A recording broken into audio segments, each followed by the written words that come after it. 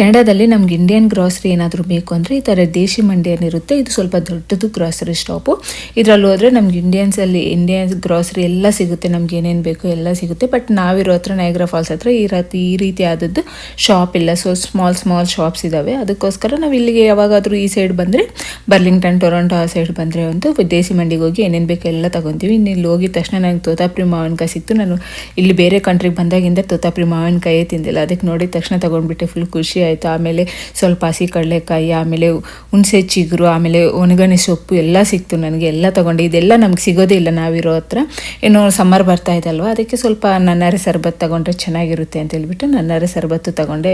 ಯಾವಾಗಾದರೂ ಸಮ್ಮರಲ್ಲಿ ಯೂಸ್ ಮಾಡ್ಬೋದು ಅಂತ ಹೇಳ್ಬಿಟ್ಟು. ಇನ್ನು ವರಲಕ್ಷ್ಮಿ ಹಬ್ಬ ಬರ್ತಾ ಇದೆ ಅಲ್ವಾ, ಇದರಲ್ಲಿ ದೇಸಿ ಮಂಡಿಯಲ್ಲೂ ಏನಂದರೆ ನಮಗೆ ಏನು ಬೇಕಾದರೂ ಸಿಗುತ್ತೆ. ನಮಗೆ ಎಂಥ ಪೂಜೆ ಸಾಮಾನಿಂದ ಎಲ್ಲ ಥರದ್ದು ಸಿಗುತ್ತೆ.